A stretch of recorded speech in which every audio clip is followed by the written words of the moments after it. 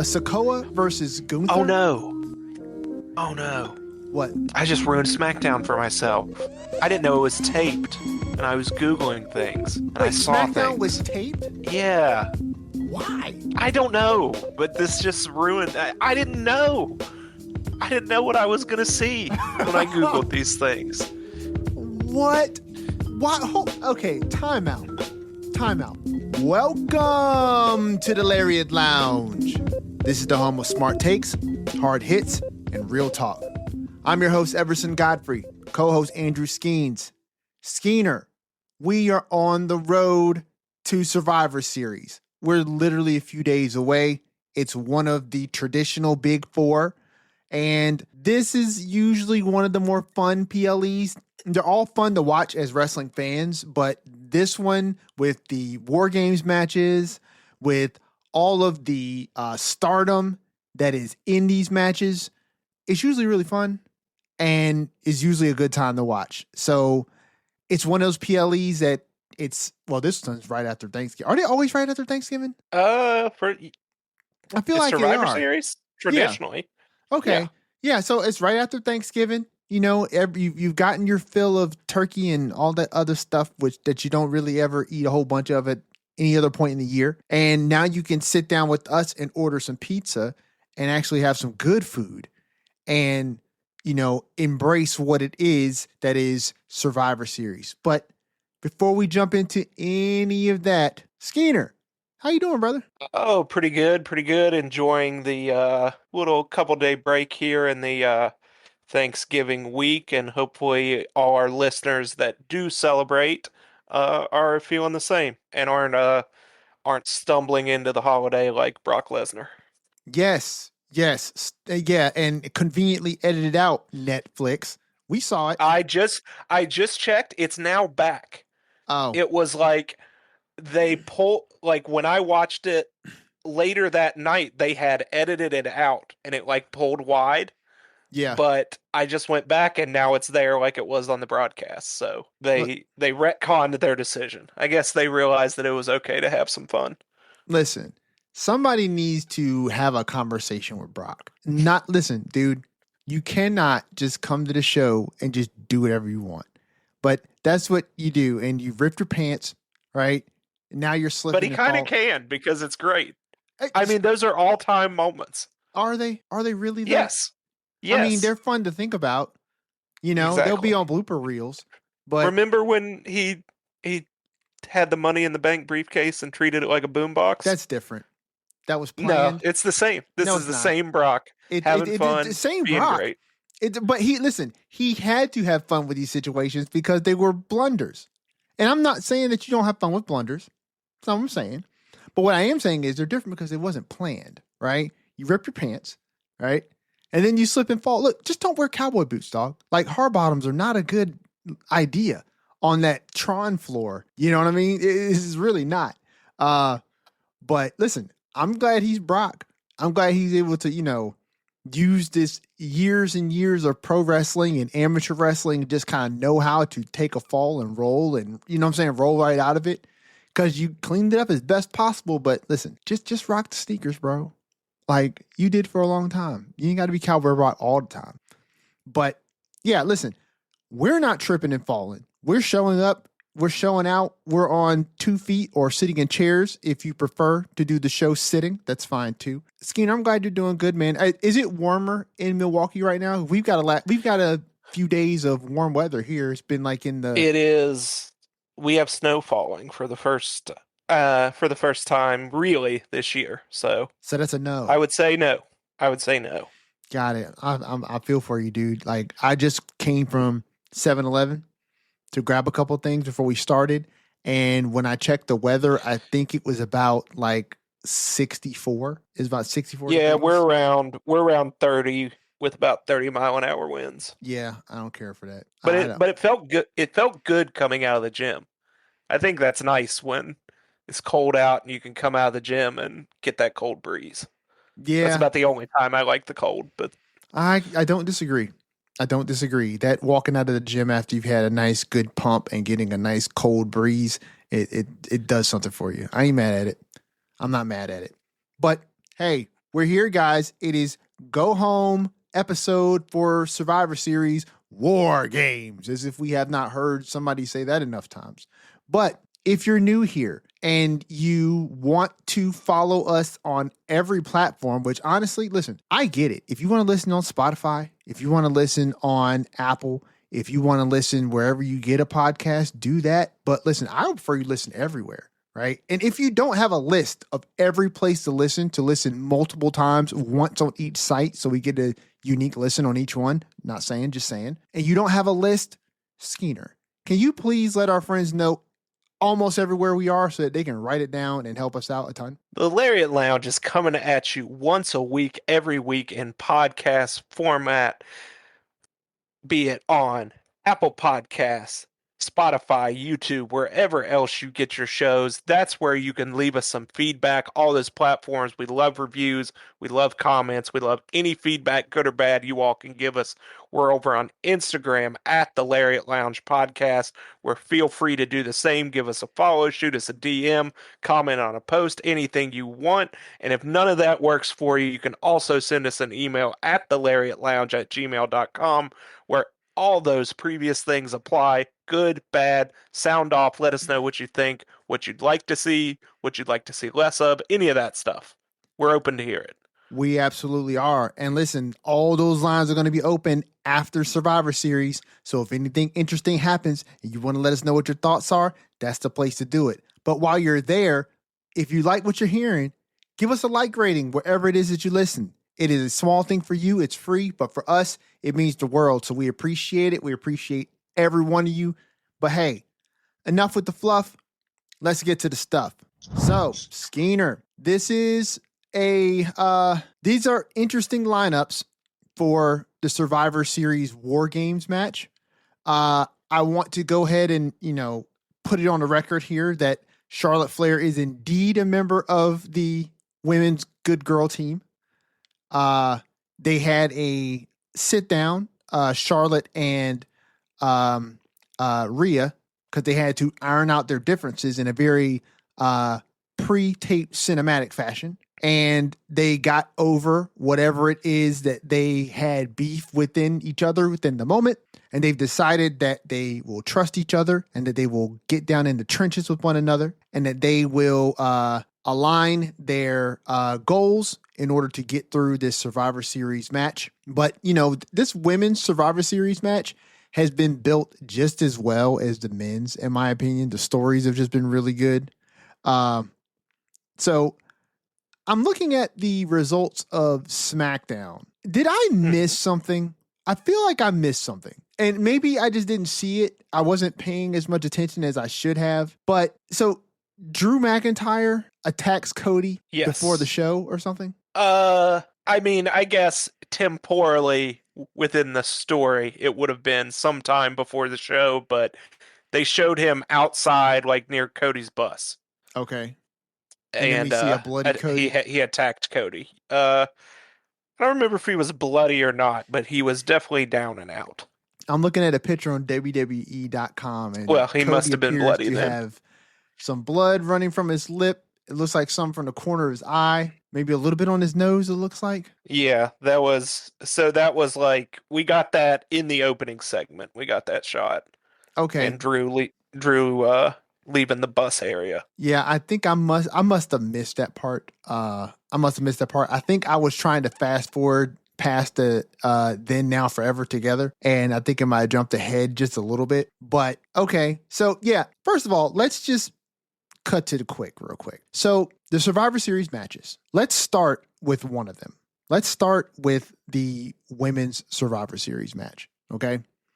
So our teams are Becky Lynch, Lash Legend, Nia Jax, and the Kabuki Warriors versus AJ Lee, Rhea Ripley, Io Sky. Who else is on their team? Charlotte and Alexa Bliss. So, Skeener, this is going to be a good match. I have a feeling, because though this has been built well, I'm not entirely sure where these stories are going to go with these individual characters coming after this.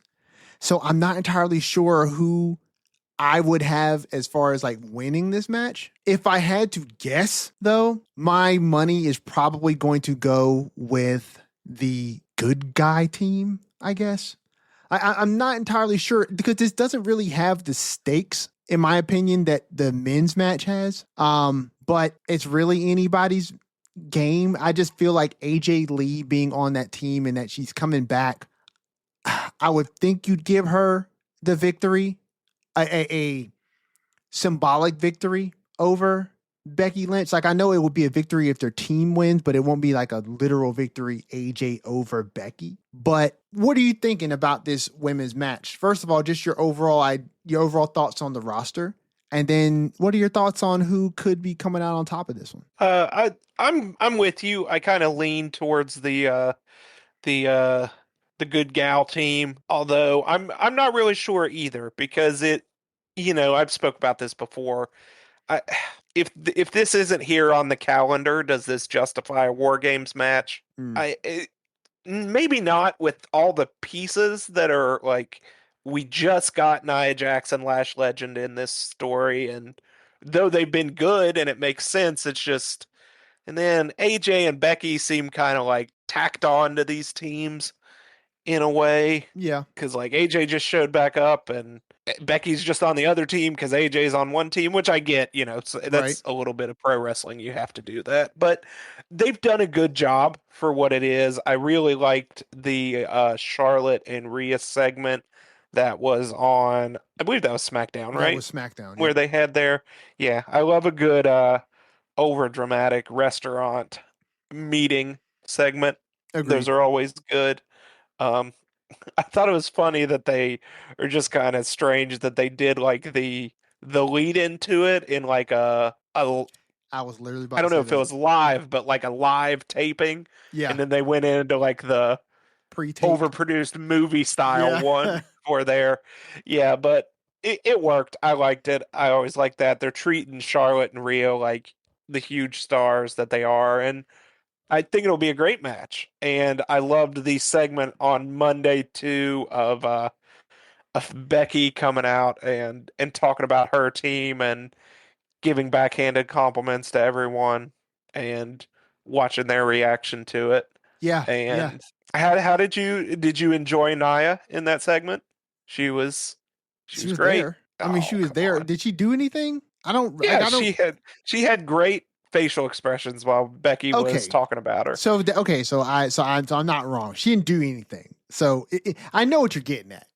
I know what you're getting at. Listen, Naya's playing That her Naya part. has been awesome. Is playing As her part. always. She well, I mean that's debatable, but The only one that could damage Becky's face. that true according to Becky, and because Becky said it and it happened, it's obviously a thing. I like that too. I enjoyed that a lot. Becky is literally the last person to join this team, but it's her team, Of and course. she is just going to take all of these wrestlers underneath her wing and help get them to Yeah. the next level of Yeah. I greatness. forgot about that. She said she'd make Lash a star just like she did the other three. That got me. Listen. Becky is world class when it comes to her character work. I've said that before, and I stand by it now. She's world class. When AJ was giving her the rundown in the ring, it was really fun to see the camera cut back over to Becky, who's now standing behind Nia and Lash, right? And she just has this look on her face that just seems like she's being called out and exposed for being a fraud in front of the entire world. And it just, yeah, it's a very cut and dry character arc here that's being played with her and AJ, but she does it so well and she plays her role so well that all of this just works for me. And I agree with you too. The match is kind of tacked together as far as these teams are concerned. And this is less unlike the men's match, where it seems like there is a lot more cohesive tape that is kind of holding these teams together. This team seems like a hodgepodge of people who have a similar goal because all of their enemies are on the same team. And that's fine. I don't particularly feel like these War Games matches have to have a lot of unifying team-wide stakes to them. It works when it works, right? Like if you're doing like the brand versus brand thing, then okay, yeah, that makes sense. And this doesn't necessarily have to, as long as all of the members and participants in the match are, they gel really well. And I think we'll see some really interesting things go on in this match, particularly because just like we stated, dude, everybody in this match is just world class. They're top notch. Even Nia. Like, I'm not trying to rag on her. Like, I personally don't care for Nia, but Nia is a professional wrestler. She is good at what she does. I think you're lying just to get some pizza out of it. Listen, I'm gonna get pizza regardless. Like, if Nia wasn't on the card, you know what I'd be doing? Free I'd still pizza. be ordering pizza. Free pizza, though. Oh, wait, hold on. Hold on. Oh, we had that. We did. What was the bet? If my thoughts changed about Nia. If you hadn't begun to enjoy Nia Jax, I would purchase your pizza for you. Oh yeah, that was the deal. And she has not gotten as much microphone and screen time as I thought, but the bet still stands. I made it. That's probably for the best. Listen, listen, Nia's never been the best talker. Let's just be honest. She has never been the best talker. No, but she's been good. She's fine. She's serviceable. She can do the job. She can do the job. And listen, maybe it's me. I can accept that. I'm saying it's you. Listen, I accept it. I accept it full stop, right? It's just me, right? I find her voice a little grating. I think that her delivery can be a bit stilted. I definitely think that she's got the correct inflections. She knows how to deliver the lines. It's just they don't land for me. And that's fine. I accept that.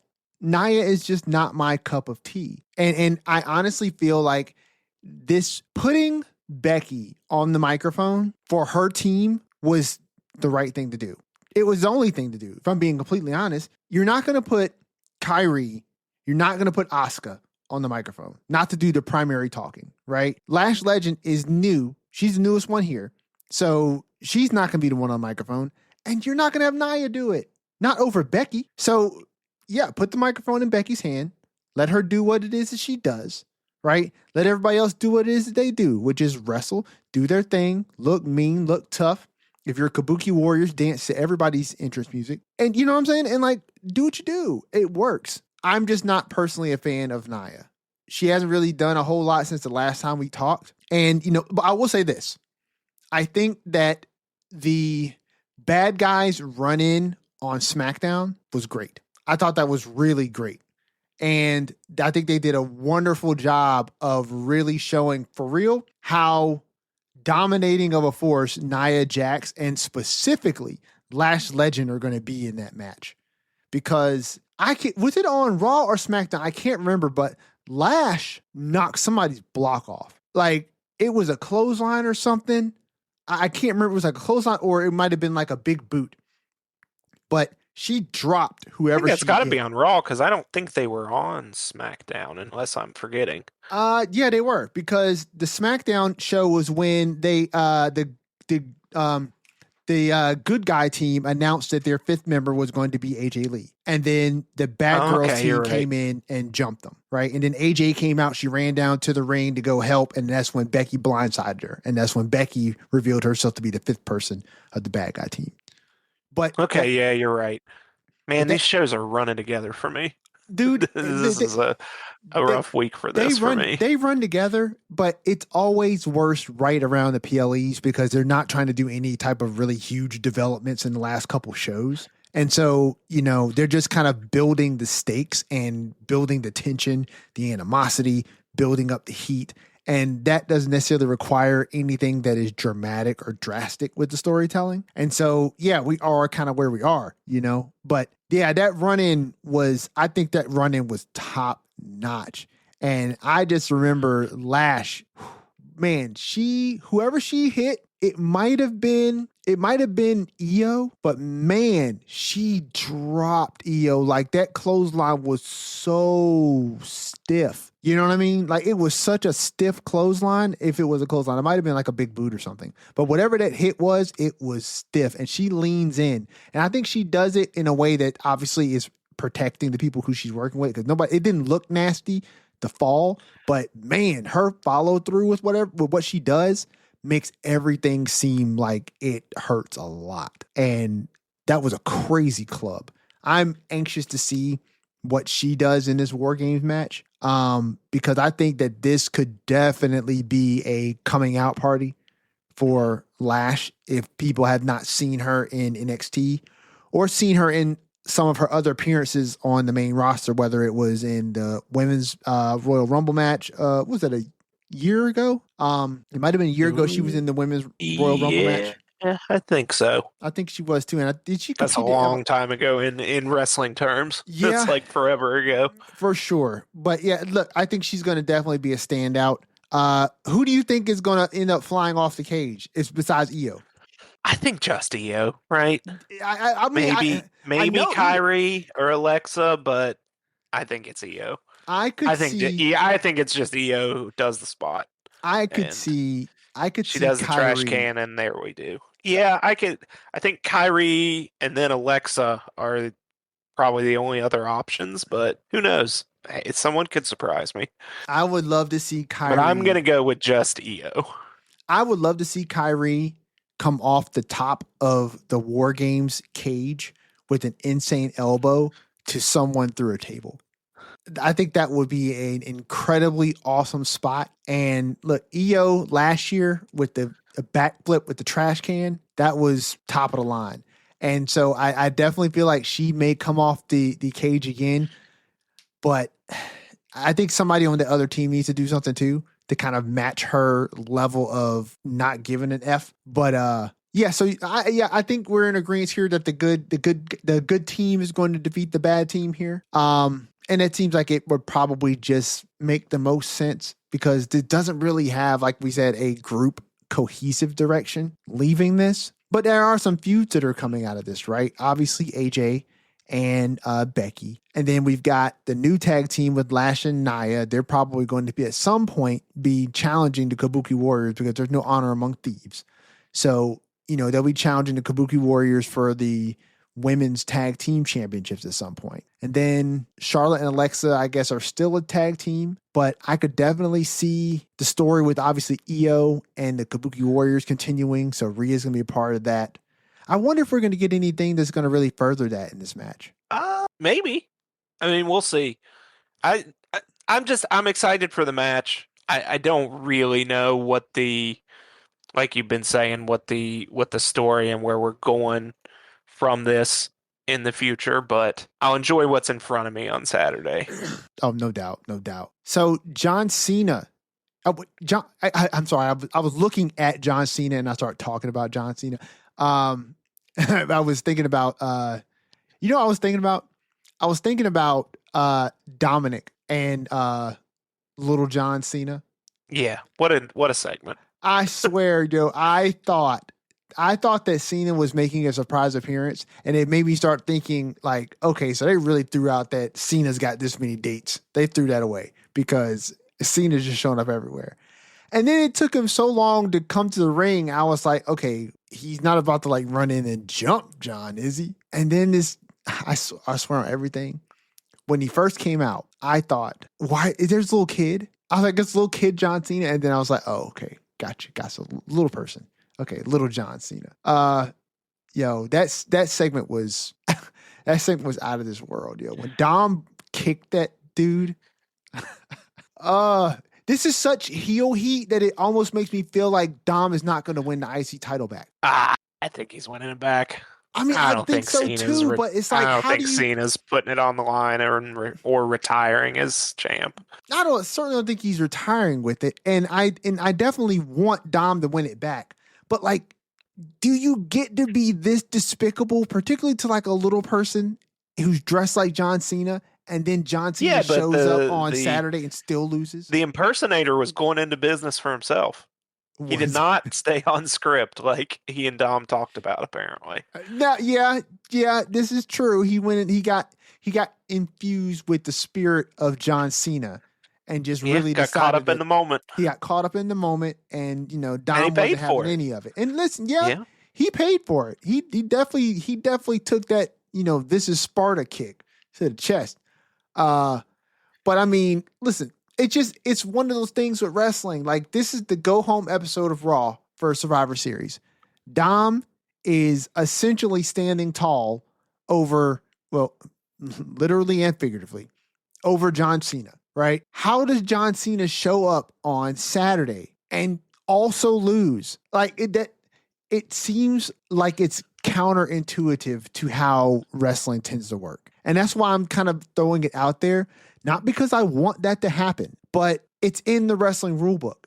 And Dom has just been top notch, but a despicable heel. And I just don't see how John goes in on Saturday to kind of really give Dom his, comeuppance and he still loses. Unless, of course, Judgment Day get involved. So are you picking John Cena to retain? I can't bet against Dom. Like, I can't bet against Dom. He's literally the best thing. He's literally the best thing, in my opinion, in WWE right now. And I would feel foolish betting against Dirty Dom, ex-con Dom. So I'm going to pick Dominic Mysterio, but if John Cena were to win, I would not be shocked because I think that it just fits in with what Dom has been doing, what Dom just did on Raw, and then also it does lend to this idea that the Last Time Is Now tournament has more stakes to it than simply retiring John Cena. Which is big enough, but like if the IC title is also on the line, that could be something. Doesn't need it, but I don't know. Your thoughts on the match, on the segment, and who do you think's gonna walk away with the dub here at Survivor Series? Well, as I said, segment was great for what it was, and it's fun that Ray is still involved here, and I like that we're seemingly going to go back to Ray and Dominic still, which is good. I think Dom is definitely winning at Survivor Series. I think Cena putting over someone like Dom, who is like seemingly a surefire pillar of the company and future of the business, whatever you want to call it, it needs to happen, and I think it's going to. I just don't. I think it was Cena got the Intercontinental title in a fun surprise moment to round out the resume to check the last box, Right. I agree. and he's going to get to give a great moment to not a future superstar, a current superstar that he's praised heavily, and I think this is a quote unquote favor he wants to do. So I see Dom winning, and I'm excited to see because I mean this is his second to last match, and let's see what they can pull off, and I'm sure it'll be great. Yeah, I don't. You're right, and I think you. I mean, we were both on the same page here with regards to who we thought was going to win, but I think you swayed me with regards to that logic, right?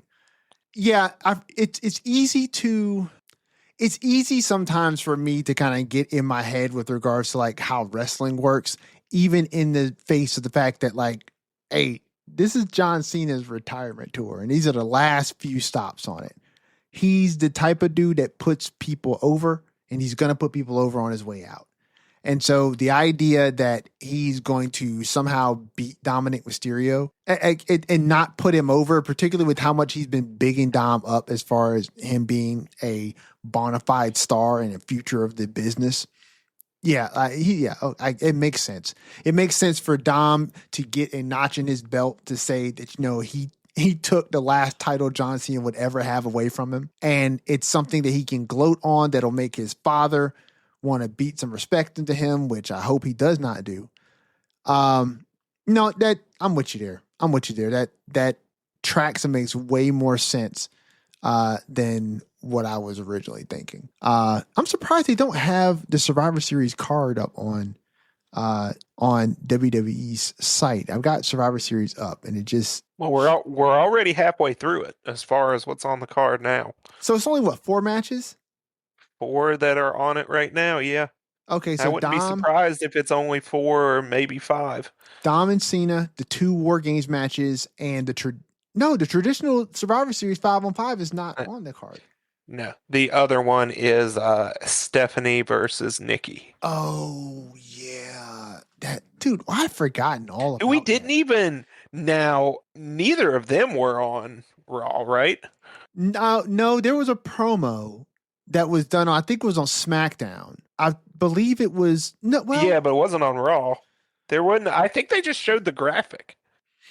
so okay, so there wasn't any. Yeah, I think it was on SmackDown. I think it was a promo that Stephanie Vaquer did about being betrayed by Nikki and that Nikki was going to pay at Survivor Series. But no on Yeah, they screen definitely anything weren't for on them. Raw, other than the match graphic announcing the match. Which makes you think they're not going to do anything on SmackDown either, because they're technically not SmackDown superstars. Maybe they did do. Maybe you're. I think maybe that little promo was on Raw. Actually, man, we Okay, are not quite in it. Yeah, she did that. She did the promo because it was in it was in Spanish and subtitled. okay, Right? It's that one. yeah, The yeah, backstage in like a red room or something. something I'm like that. remembering. There were like red light bulbs hanging down, I think. Yeah. So okay, Okay. so they got their little thing in. They got their little thing in Yeah. before Survivor Series, which is all good. So I was something I was going to ask you about. It was during the women's Survivor Series War Games match we were talking. Oh yeah. So it's not about a woman, it's about a woman's husband. It's about Seth Rollins. So did you hear the about the interviews that he did that him and Becky did since he's been out on like injured? I can't Which remember one who are he we talking about? I can't remember who he did it with. I'd never heard of these people before, but Uh, it was some show where they I cook and heard. eat and talk. Yeah. Okay. Yeah. I heard. I saw at least the controversial statement, Which or controversial statement? not controversial statement. That's a bad way to put it, and I apologize. That's not how it should have been worded. I saw Becky making the. Yeah, I'm trying to be delicate with this, but maybe I just don't need to be delicate. Don't be. Uh, may talking about how a former talent there, that women had to be wary of whoever it was because he would get their number and try to sleep with them, and if he didn't, they would get blacklisted. Do you know what I'm talking about? I did not. I don't know. I Okay, did not well see the that interview. so that's a whole different thing. Yeah, that Holy was part of smokes. that interview. Yeah, yeah, there's that. That's what I saw today with the comedian Bert Kreischer. Is That's the that what you're dude. talking That's the about? dude. That's the Yeah, dude. Yep. yeah, yeah. Wow. It's Seth seemingly. Oh yeah. Well, you need to look that up. But yeah, that's a whole nother discussion. But Yeah, the site that because I the site that I saw this that's what on, I saw today. That was, they were only talking about you know, three things, and that was certainly not one of them. I swear I was about to ask you about what your thoughts were on Seth saying that he didn't like WWE Unreal. oh, no. So see, I didn't watch this interview. I didn't see it. Me either. I just saw uh, that comment from Becky. Um, you know what? I'll just give you the quote so that no one Okay, takes any of this out of. let's do that. So, her quote was, originally they were talking about, I think they got into it with like how her and Seth got like met and got together. Yeah. And then Becky got into the advice she got at first was stay away from the boys. And, they went deeper into that. And the quote from Becky is, no, it's stay away from the boys. Like certain things, I'm not going to name names, but there was a guy on the main roster who it was like, be careful, because one, he'll try to sleep with you. If he sleeps with you, then he'll blacklist you. And if he tries to sleep with you and you don't sleep with him, he'll also blacklist you. So there was a line you had to walk like this tightrope. Huh. And she doesn't name a name, and Bert Kreischer said, "Do I know who this person is?" And Becky Lynch said, "Definitely." And yeah, okay. So there's that. That's what's making news Mm. that I saw. Hmm. And then she also kind of talked about how she seemingly wasn't enthused about working with Lacey Evans right after she main evented WrestleMania. And then I saw Lacey Evans responded on Twitter as if anyone cares. And no, but so you were, so to get back on track with what you were saying, you said Seth said he didn't like WWE Unreal, Yeah, I mean, yeah, he said which I that, get it. I get that but what you're talking from about a is way wrestler's more perspective. interesting. Like that's I mean, it PG what I was is, but talking about, but like this is juicy yeah, stuff. Let's hold on. I got questions, and I yeah, know you don't that have is answers, juicy but stuff. I just, I have, I have questions I want to pose. Right, Well, of course, people on the internet are throwing about all kinds of every name under the speculations of sun. who it Oh could yeah, be. yeah, but nobody knows, so Yeah, nobody's probably gonna know. I So was wondering who that could possibly be. But I would honestly. There's a part of me that would prefer not to know, just yeah, because that's where I'm I at. just don't care. I want listen if this was a situation where whoever this individual was putting women in compromising positions, I want the correct people to know, right? If there's authorities that need Correct. to And know, seemingly they no longer work there, and you would think that somebody does know, yeah, since that was advice that was given to her. So it was like a thing. That's right. just, hopefully that was one of those, wrestling culture things that has fallen by the wayside, you would hope. Yeah, no, that would be the hope, right? Is that that's just not something that is prominent in the locker room anymore. And like I said, I hope that the correct people know. I don't want to know because if I find out about it, the internet already knows about it. And, they're just, I don't want there to be a whole other controversy that is surrounding the world of professional wrestling that doesn't have anything good to do with professional wrestling. So, I don't know. Becky stated this and, it's out there in the ether now. And so, all we can do is, wait and see. The other thing I wanted to speak on was the whole Lacey Evans thing. So, I wonder why Becky didn't really feel like she liked or wanted to go into a So program with here, Lacey Evans. well, it sounds like she just felt that it was a big step down from she went from the highest of the highs to working with someone relatively new, that it just like cooled her off. The quote is, "I start working with Lacey Evans right out of the gate after Mania. God bless her, but she wasn't, for me to go from the main event of WrestleMania to somebody who hadn't done anything yet was terrible." Huh. Which, I mean, she's not She's wrong. not Like wrong. that would be like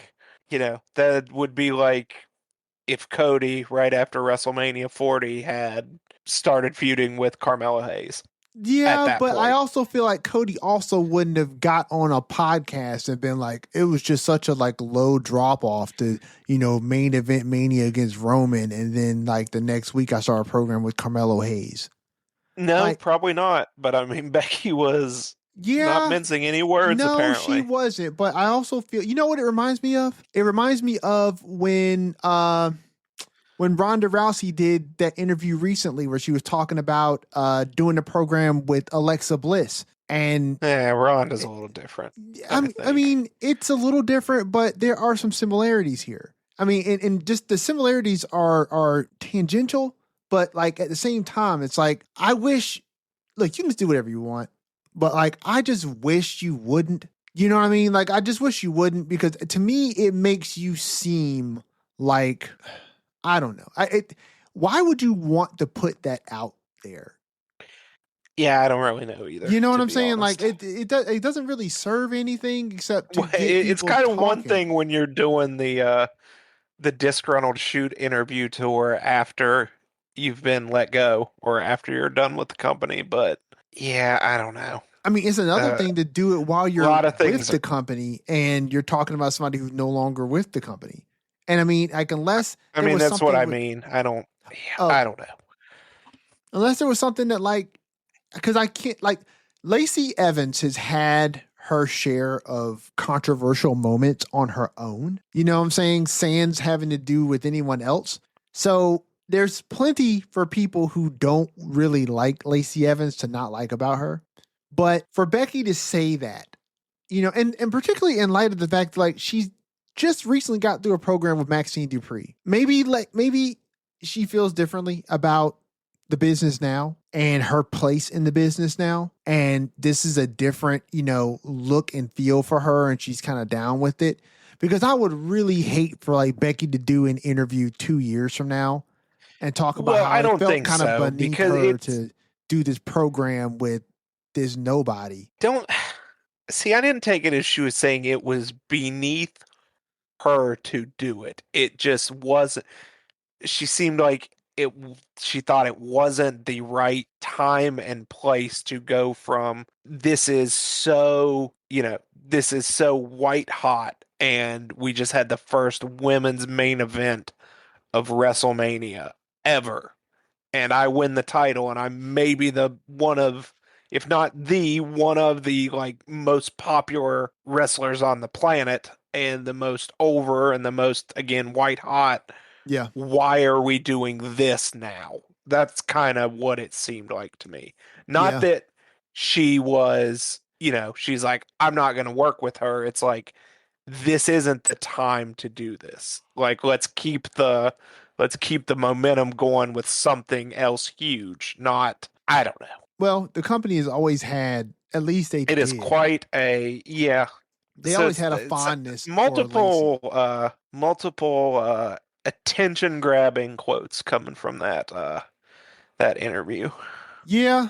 Yeah. I mean, And you thought Seth saying he didn't like Unreal was the big one. You know what? I didn't even think it was that big. I just thought it was like, oh, wow. Okay. That's cool. That's interesting to hear that he thought Didn't that, hear you know, anything about that. I didn't no, hear, as far as I knew, Seth didn't say a word on this thing. yeah, he said from the outlet I saw, they only talked about Seth.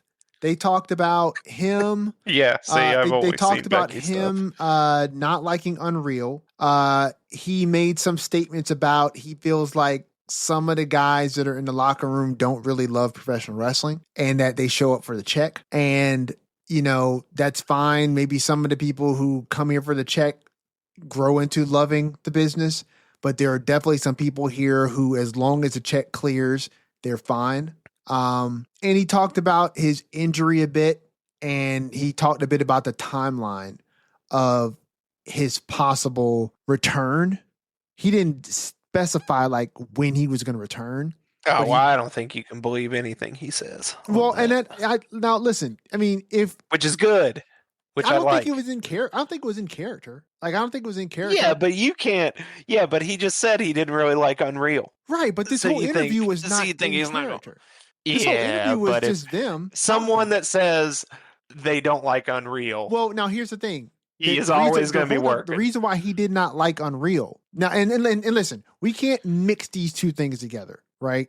Like they're doing a candid interview where they're not doing these things in character. So the idea that he's gonna be working this thing, and look, he said he didn't like Unreal, not because he did not like the idea of what Unreal was. And he said that, I'm not quoting here, but he said that there were elements of that he really liked. Some of the stuff with regards to like the story, and kind of the things you got as far as like the backstory, what went into a story is really cool to see. And he also spoke about like when he was young and he was watching wrestling as a fan, these things always seemed interesting to him, even if he wasn't able to see behind the curtain. So being able to see behind the curtain a little bit is pretty cool.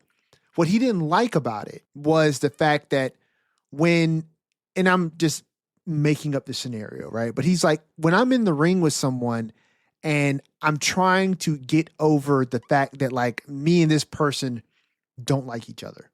If you're doing a really good job with that, there are some people who you can almost convince that you may not really like this person. And some people may question, it's like, is there some real tension? Is there some real animosity? And when he was saying this, the first thing I thought about was his feud with Punk, right? And when you watch Unreal, they show some scenes where Punk and Rollins are maybe together or with some other people and they're working out angles, you know what I'm saying, for, events that are going to happen in the ring. And what he was talking about was when you see stuff like this, though, on Unreal, it makes it a bit harder of a sell to get certain things across to people, right? And it just made me think of how visceral and real a lot of that stuff felt between Punk and Seth, building up their feud, right? And for me as a wrestling fan, it doesn't matter if I saw Unreal and saw that they were working out the angles and stuff, because I understand the wrestling business to a certain extent, right? And I appreciate the business for what it is. So I can enjoy the product and understand the storytelling and like the storytelling without feeling like I need to believe that Seth and Punk really hate each other. But there are some people who they really get drawn in by a lot of this stuff.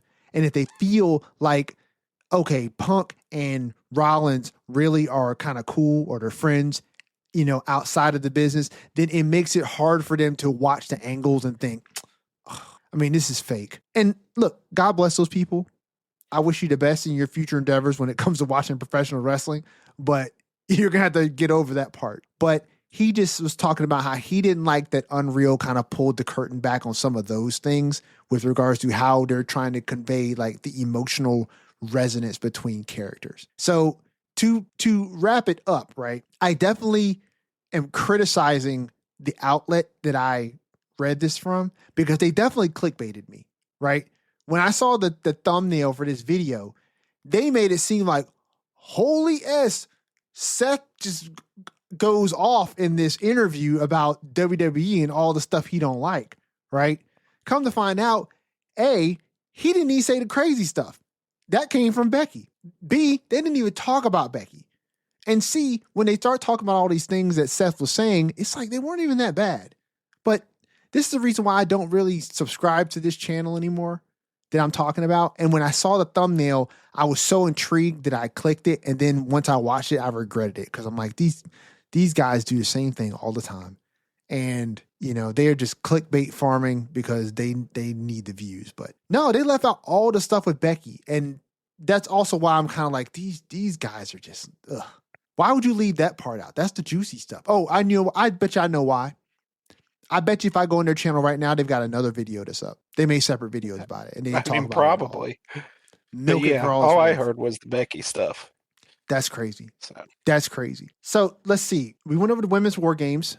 We went over Dom and Cena. We went over this wild interview that had stuff left out that I didn't realize was in there. We didn't make picks for Becky, or not Becky, Stephanie and Nikki. Okay. We kind of started with that. Because there ain't really a whole lot to talk about with that one for sure. I mean, it's been pretty much cut and dry on the show. But I mean, there's been, we had a turn. We had Nikki attacking her. We had Nikki jumping her and doing a short little promo one week, and that's been it. Yep, and the video package on. And then we had our Monday. Yeah. So it's pretty cut and dry who's winning here. It's been fine. It's just it's getting overshadowed by everything else, obviously, but it's a fine thing for Stephanie Vaquer to do. I think one of the first things I posited after she won the title, or even before, was that her going into a program with Nikki Bella. I'm a little sad that it has been so overshadowed because I am a fan of Nikki, especially as a heel, and think, we could maybe have done more, and maybe we'll get another match out of this, but Stephanie is not losing the title to Nikki Bella here. So, and I would assume you are aligned with that view as well. 1,000%. She's not losing to Nikki Bella. Nikki Bella is not about to become the women's world champion. And no, Stephanie's going to keep now from Stephanie. Yeah, Stephanie is she's too red hot right now. And in the ring, Stephanie she's hard to top. You know what I mean? Like the woman can really wrestle. And that's very easy to see, and the crowd loves her, and that's all fine and good. I will say this. So there are certain things that I'm noticing about Stephanie Vaquer and her presentation. And these are just things that as a wrestling fan I have noticed over the years. And it's not something that I'm concerned about, Skeeter, but it's something that when I see it, it does make me raise an eyebrow, a la, The Rock back in the day.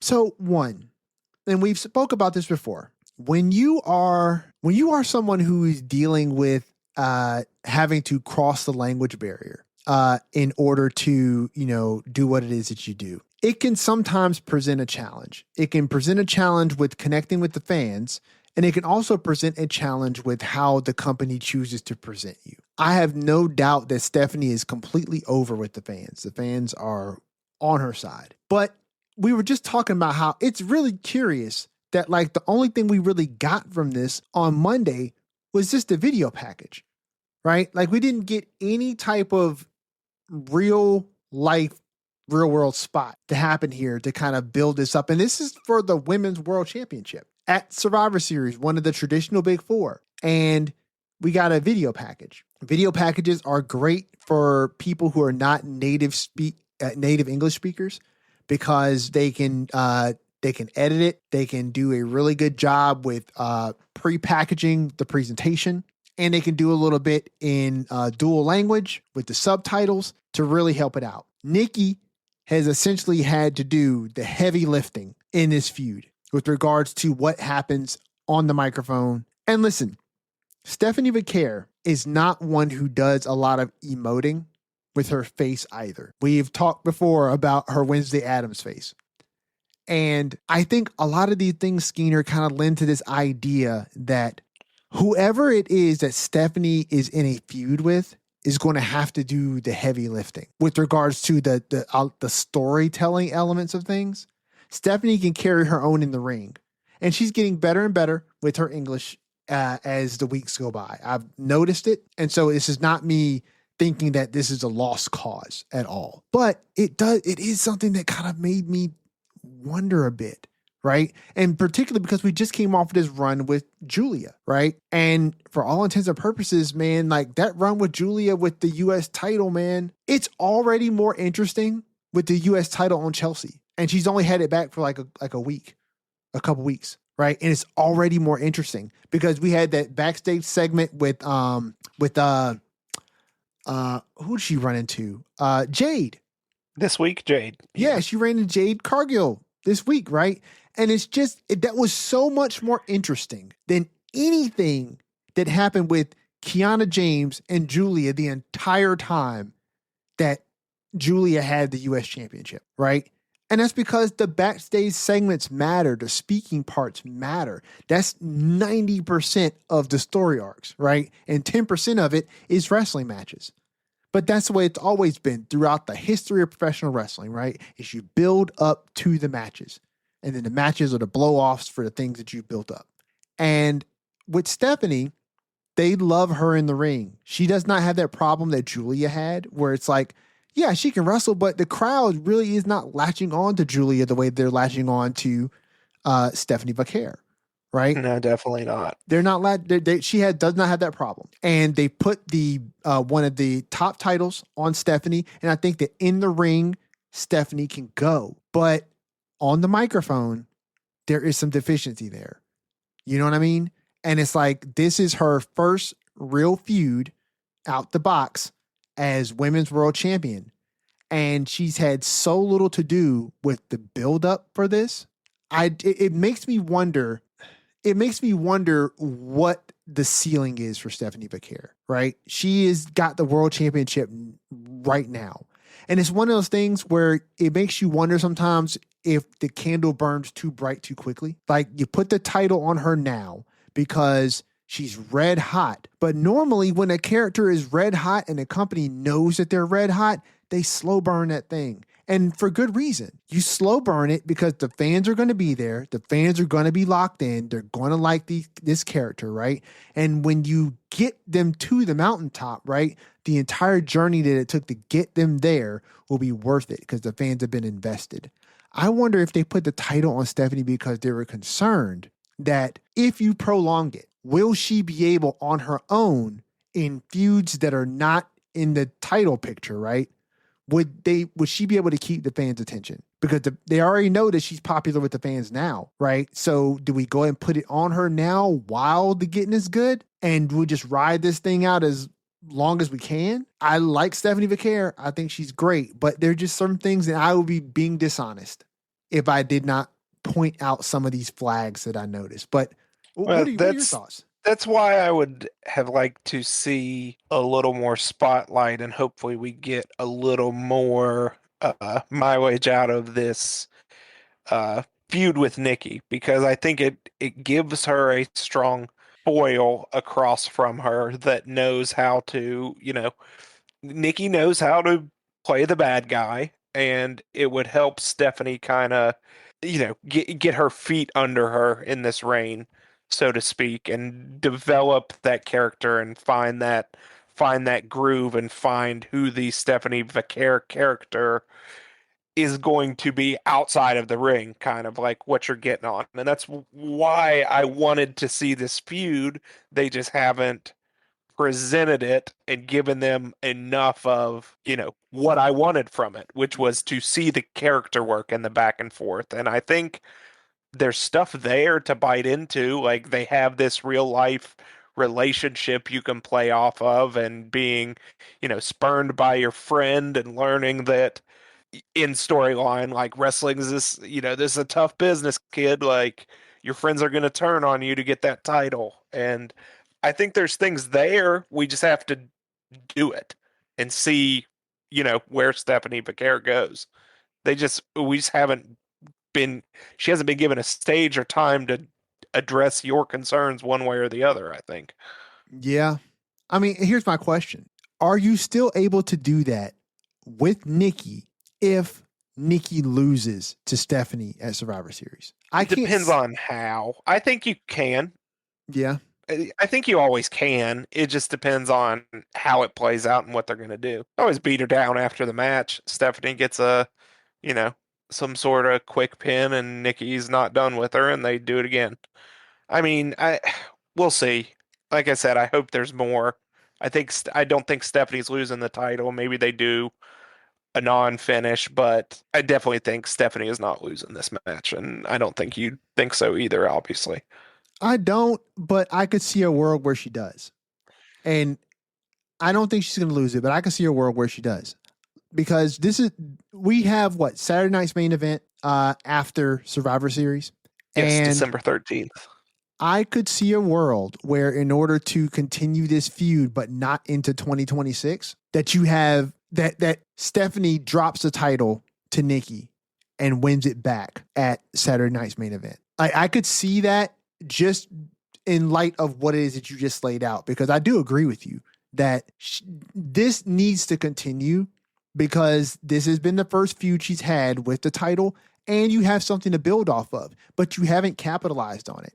And I just don't see a world in my mind where Stephanie beats Nikki clean and we continue this to another one-on-one match between them.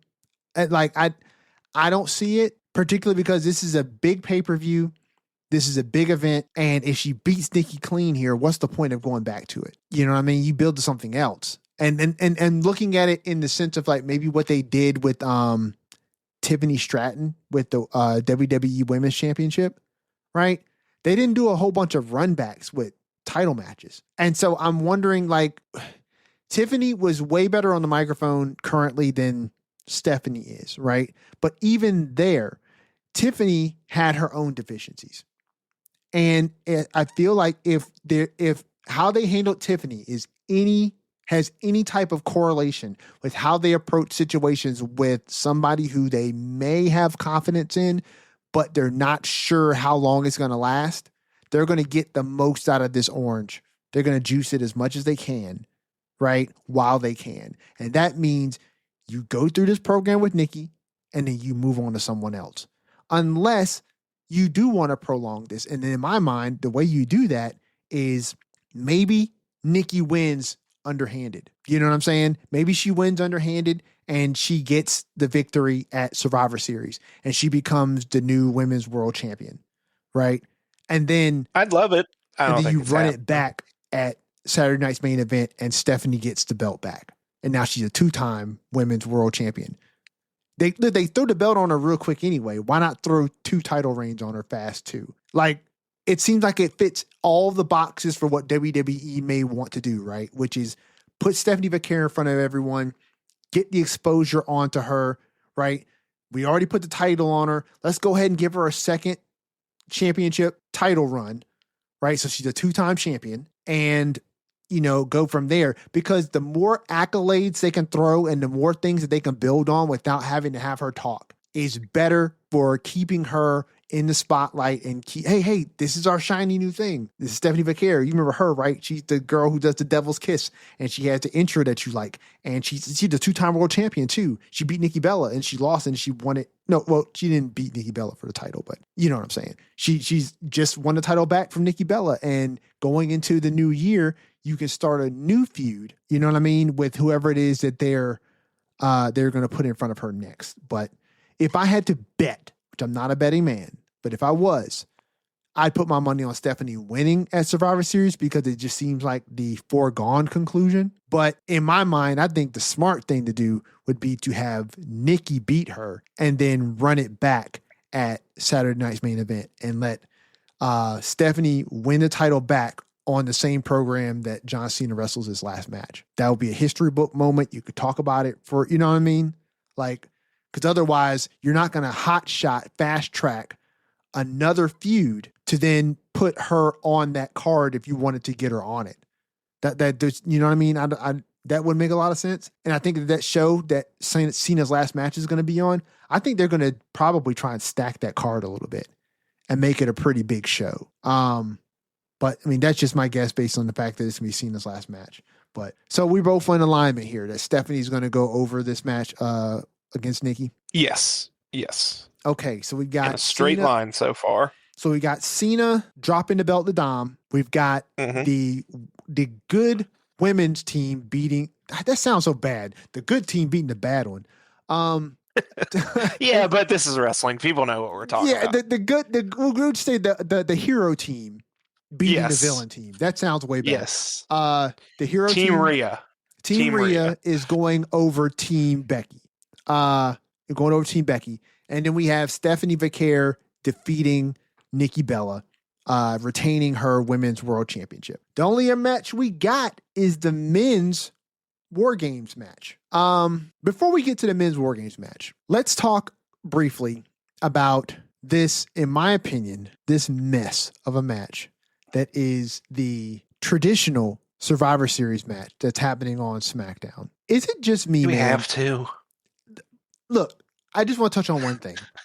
And then we move on. I like Shinsuke. Shinsuke's great. We can talk about him. Shinsuke's great. Look, Shin's cool. The Motor City Machine Guns are fine. Yeah, they're there. Ray Their Phoenix entrance is loud. I really would. Ray Phoenix is great. I'll be happy when they put him and Penta back together. I don't even remember who the 5th person is on that team. It's the Motor City Machine Guns. That's 3. Shinsuke. Oh no, that's right. Shinsuke, Sammy, and who we just Sammy, Shinsuke, Ray, and the Guns. Oh, that's right. Okay, yeah. Right, dude. That's how forgettable the team is. Sami Zayn, dude. I like Sammy, but Sammy has one speed, and that's like 11. It's like any promo he cuts. This dude is like the most passionate person in the room. He's the most fired up guy in the room.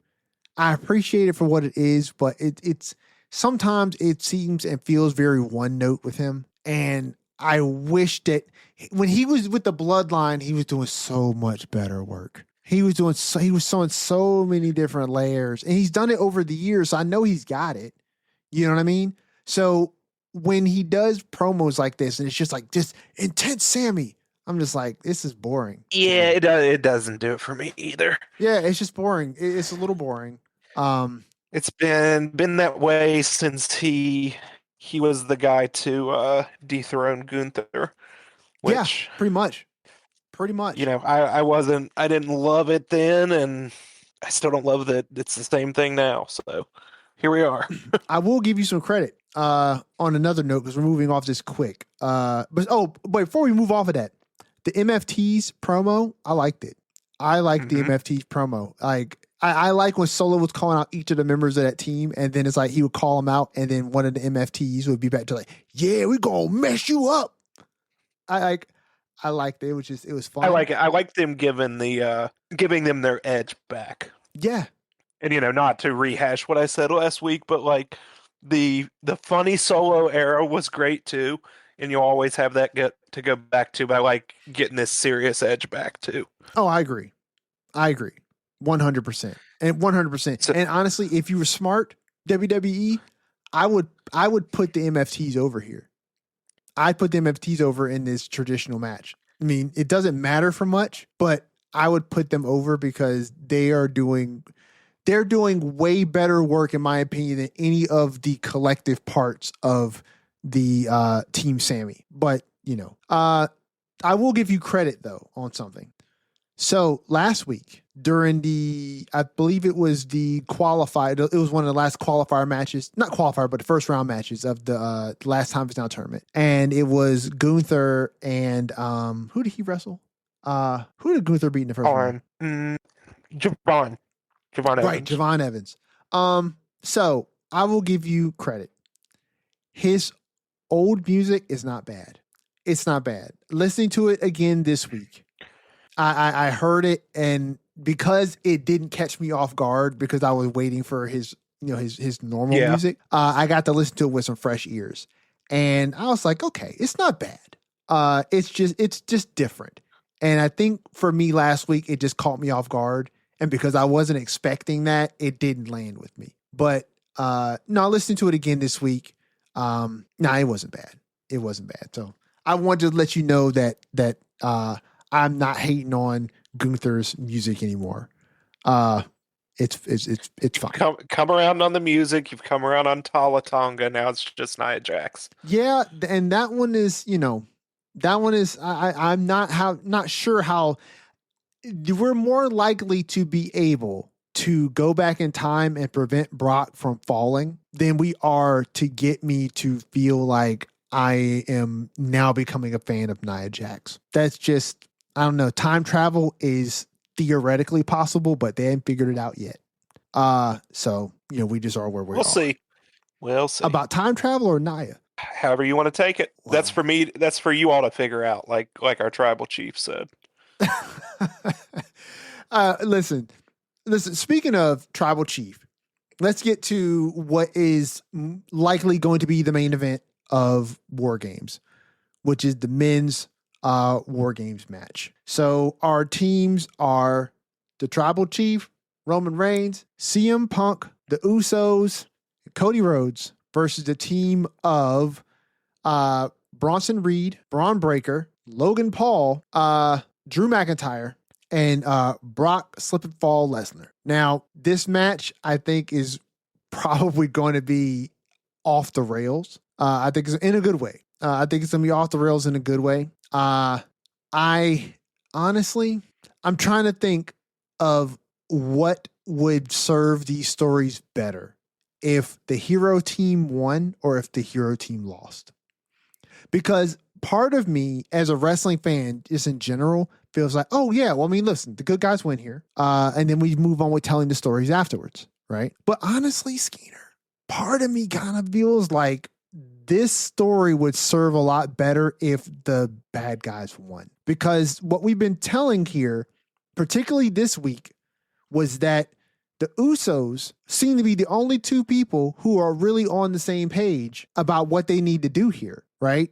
They've been, Roman and Punk and Cody are all seemingly in agreement on the fact that they need to come together to beat this other team, but they can't determine whose team it is. They don't, nobody likes each other. Nobody's willing to pull it together and get it together. And the Usos are like, well, we're going to come out here and win this qualifier match and show you guys how to be a team, because y'all back here arguing with each other, out there arguing with each other, and we need to be focused on what we're trying to do. Meanwhile, the Vision, Logan Paul, and Drew McIntyre, for the most part, all seem to be on the same page on what it is that they need to do and what it is that they're trying to accomplish. And I feel like it would be great if the villains won here, the bad guys won. And then it just shows kind of this furthering of a divide between Roman and Cody, Cody and Roman, you know what I'm saying? Punk and Roman. And then it furthers some things with the Usos too, maybe. I just think you get more out of it. And then particularly, if Seth was still part of this and like Logan Paul wasn't in it, I would almost be guaranteeing that the bad guys would win. I like that would make so much more sense. You know what I mean? If the division won with Seth's involvement.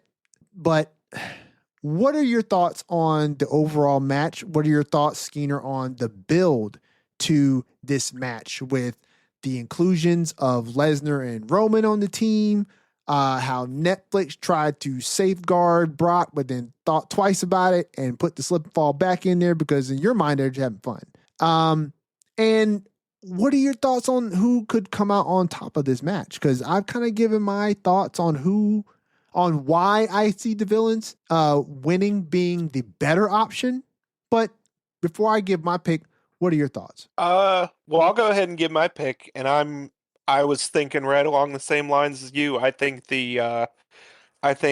Team Vision, Team Heyman, whatever we want to Yeah. call it, that's who's going to come out on top because there's just too many. Even though as our OTC stated, he he hates Paul Heyman more than he hates Punk and Cody. I think their issues will just come to a forefront, and I think that takes us somewhere for WrestleMania because at some point Roman does have to get involved for one of these top titles. And we tease that on Yes, we did. Monday in a great segment where he just says, Punk and Cody are in the ring, and he says, that title looked better on my shoulder. He doesn't clarify who he's talking to, and they even ask for clarification, and that's when he said, that's for you all to figure out. And I think that angle, along with we still have the stuff, hopefully between the Usos. We've talked about how, I've been kind of disappointed that they've thrown a little bit of that J arc out the window, but maybe we can get back to it. But I've enjoyed the build.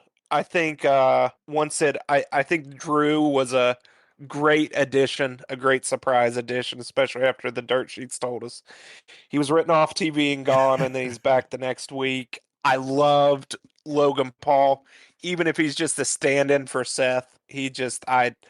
I love his work. I think he fits with this. Seeing him with this group and these people have been fun. I think what was on Raw that was great. Just hearing hearing Paul revealing to Logan that he would be the one wrestling in the match and telling him he shouldn't even be thinking about Brock Lesnar, shouldn't be saying Brock Lesnar's name. Uh, we know how I feel about Lesnar. I think he will be great in this new environment, just chucking people around from ring to ring, through cages, into cages, whatever happens. But I mean, what a star-studded war games we get to see. Just Absolutely. huge names all around. Are we going to have to build an extra large cage to contain? I mean, you've got Drew McIntyre, Bronson Reed, Braun Breaker, and Brock Lesnar. Not to One mention of them, Roman. yeah, but I'm talking about like just no, their little Oh, you're talking cage, about the little like cage that. the cage they're Oh, yeah, contained in. they're gonna be Yeah, sardines in that thing. yeah. I mean, Logan Paul, he's not a small dude, and he's by far the smallest guy. I mean, I'm just thinking about fitting all those big bodies in that cage, but Well, you got to think the yeah, first person starting that match is Bronson Reed. Like, you got to think he's the one to start the match, just to keep him I don't from know who, squishing everybody probably. in the cage. I mean, even then, you still got Drew and Braun and Brock in there. Yeah, them cages might be a little larger than normal here. You know what I mean? Like, I could honestly see. Is this Lesnar's first War Games match? Oh yeah, Oh, I could absolutely see Lesnar being like, I'm not getting in that tight cage. Make it bigger. And they're just like, yeah, sure, let's make it bigger. I was thinking to do that anyway. Make it a little larger. I think we're gonna see some fun stuff though. We Oh, got for sure. but yeah, I really loved the segment Monday. I thought that sets up a great angle. You know, you have Roman coming back and he thinks he's the big dog in the yard, pun intended, obviously. And then, you know, Cody comes out, he thinks it's his team. Punk comes out and says, "Whoa, no, no, no, no! You may be the quarterback on Fridays, but I'm the champ here on Mondays." And you know, then Roman asks them to just pull them out and measure them and get it over with, which is classic tribal chief right Classic. there. And just, I mean, yeah, I'm looking forward to it. I think it's been built well. It's going to be a great match. I think the heels will win for all the reasons you stated, in that it gives us more to go with Yeah. out of there if some of these, you know, three of probably your three biggest stars in the company, and Cody, Roman, and Punk, if they have some sort of conflict heading into Rumble and then into Mania season. I think you got to maybe start sowing some seeds, and I think we'll do that here. So Oh yeah. I'm picking Team Heyman, Team Vision to win. I am too. I am absolutely picking Team Heyman to win this. You know, like I said, and we both agreed. There's just way more to gain by having the good guys lose. And we already hinted, that you stated before, that Roman has already said that, you know, essentially, I'm about to re-enter myself into the title scene. I've been away from championship gold for long enough. And we're going into WrestleMania season, and was WrestleMania season without your tribal chief. So, you know, he's going to re-enter this. If I had my pick on where Roman goes and who he goes after, Punk. I think that he should absolutely go after Punk. He should absolutely go after that WWE, that World Heavyweight Championship, because I don't believe, and I could be wrong, but I don't believe Roman has ever held that belt. I know not this No, not that one. iteration of the World Heavyweight Yeah. Championship, but the World Heavyweight Championship wasn't around, right, for Roman to win it.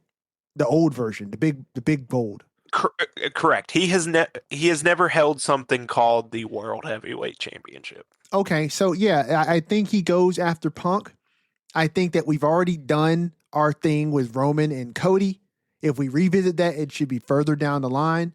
And there is something to be said about Roman telling Punk that you helped me at War Games last year and then you ruined my life. And you can play into that, because essentially that whole thing with Heyman started with Punk making the request to have Heyman in his corner at WrestleMania 41. And that was essentially Roman having kind of his world broken down, which essentially started with Cody winning the title from him.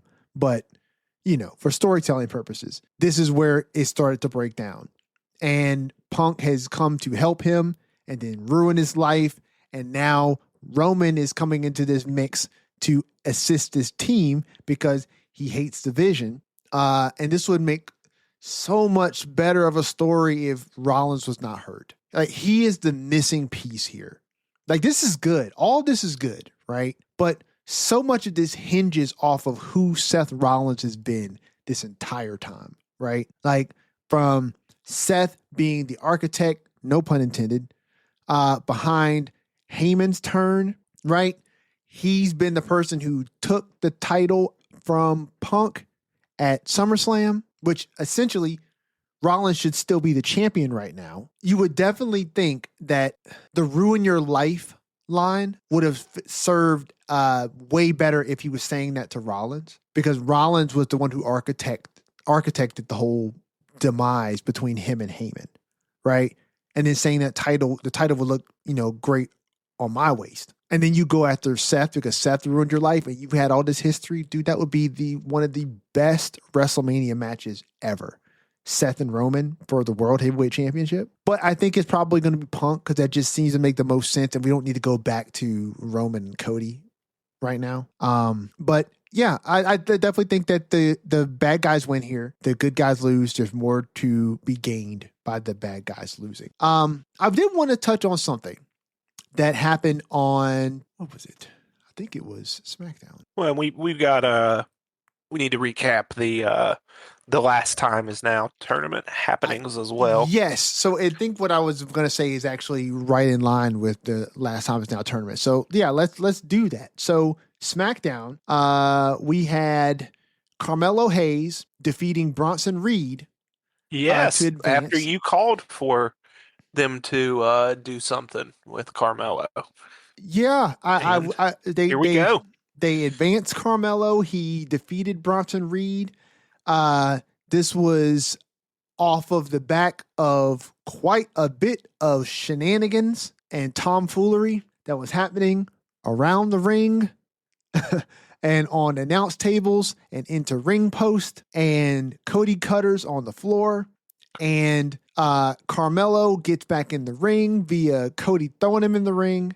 And Bronson Reed could not make the count of 10. And Carmelo goes over Bronson Reed and advances to the next round of the last time is now tournament. So Melo moves on, if even for just a moment, but he moves on. So yeah, listen, I have to believe, and this is just me being somebody who is a Melo fan. I have to believe that there are things in the works for this man, right?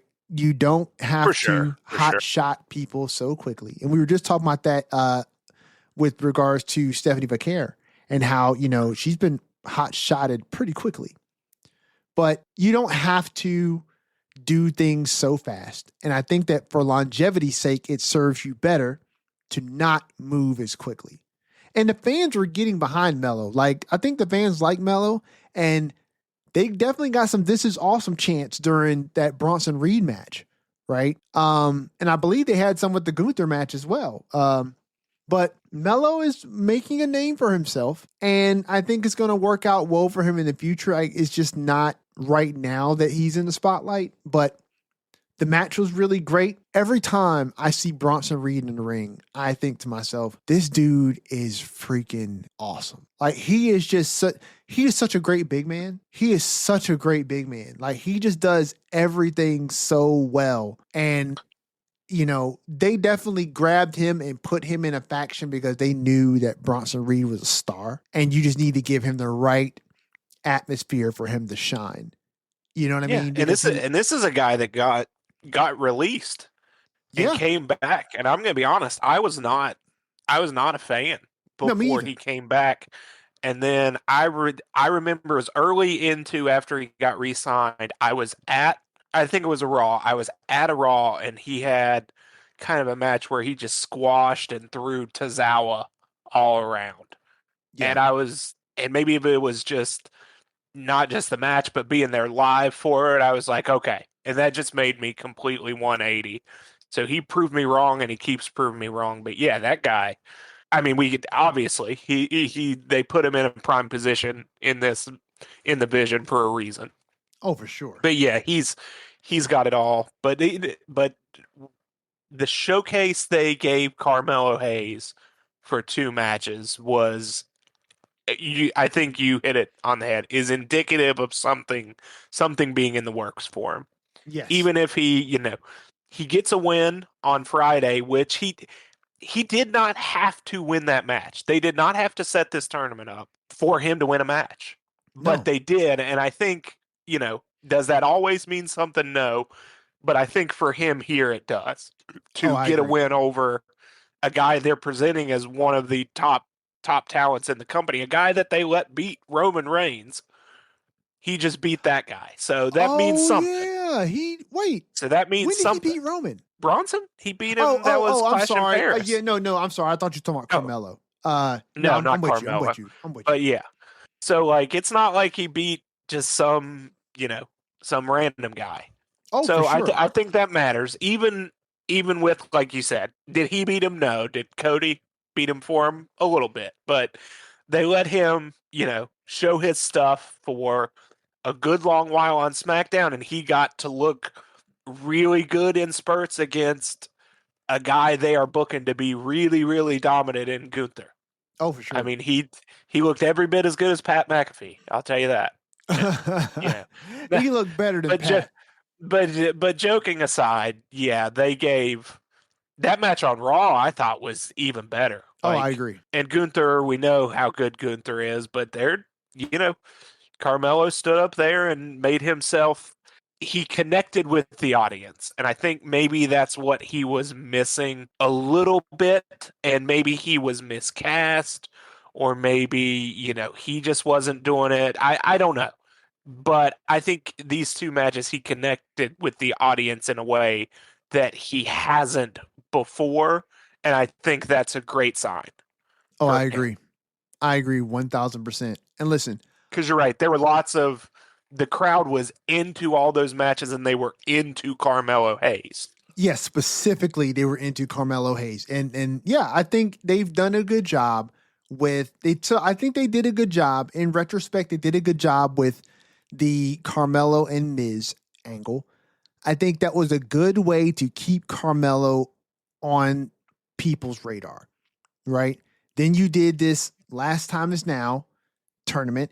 And yeah, like you stated, Bronson Reed beat Roman. So to put Mello over Reed in this tournament, it's no small thing. And then you go up against Gunther and you have a really great match, and Gunther just goes over. Which, okay, But fine. I assume we can call Gunther right now the odds-on favorite to win this tournament and to retire John Cena. At least that seems to be the prevailing thinking. That's what I'm thinking. I don't take it lightly that Carmelo Hayes had him on the ropes, and also that Gunther put him in a sleeper and he fought out of it, Yeah. which I think is a big deal. You know, it's not, you can't say all this. I mean, I get it. Wins and losses aren't everything, but I think the presentation of that matters a lot. So I think this was a big, big, 4-day stretch for Carmelo Hayes from Friday to Monday. Well, now here's the thing. So Gunther, you stated, is pretty much the odds on favorite.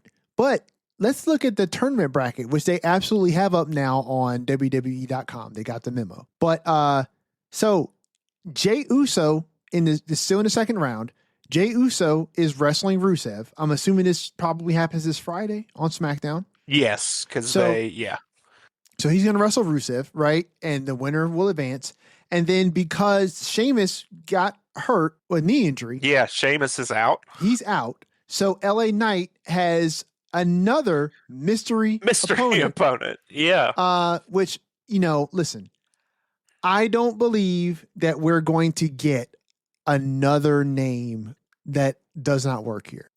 I think we might. You think so? I think we might. Do you have any ideas? Nope. Unless it's Joe Hendry, no. But maybe Joe Hendry. I could see maybe somebody from NXT.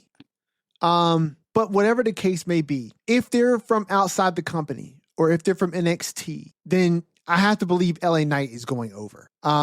Which means you would have LA Knight and Jey Uso wrestling each other again. If you believe Jey Uso beats Rusev.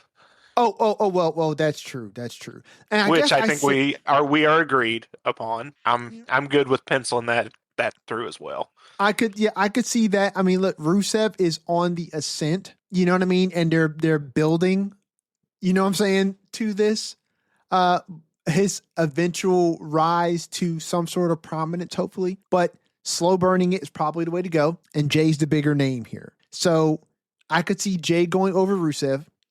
Whoever LA Knight is competing against, which I'm assuming this happens Friday as well. And he's probably going to go over there, which means we have Uso versus LA Knight again. And then we have on the other side of the bracket, we have Solo Sikoa, who advanced over Penta, which we didn't really touch on. But Penta advanced on Friday by beating Finn Balor, right? So he moved up the bracket. And then I guess he lost to Solo on Monday. Penta? Yeah. So Penta beat Finn on Friday. Right. In what was a really good match, but Penta got hurt in that match on Monday, and they had to stop it. Oh, okay. We just came back from commercial, Oh, I remember and that. Solo was standing in the ring, and Penta was outside with the ref, and had to call off the match. And they had to call off the match. So Solo advanced. So Solo advanced. So that means we have Solo Sikoa versus Gunther. Yeah, and I think you have to think the plan probably was Penta versus Gunther, and to do that again. And I think that match probably would have been awesome. True. But I think a good opportunity for Solo to have a showcase against Gunther in kind of a heel, I guess, heel versus heel dynamic you wouldn't normally see. So, listen, let's make let's find the silver lining here. I was literally about to say this is. I hesitate to call this a happy accident, but this could be one of those situations where circumstances happened and Solo has been put in a position now where he's in the semifinals and he's going up against Gunther. Now, have we had Solo and Gunther in a match before? I don't think so. I don't think I couldn't imagine that would have happened. I don't think we have. And I think that in and of itself is better. Like, let's see some matchups that we haven't seen before. If you had Penta going over before he got hurt, then we would have Penta Gunther again, which, like you stated, was a great match, but we've seen it, right? And I was just kind of alluding to that with Jay and LA Knight, right? Which is they're going to meet in the semifinals, right? If Jay goes over Rusev and LA Knight goes over this mystery opponent. And we've seen that before.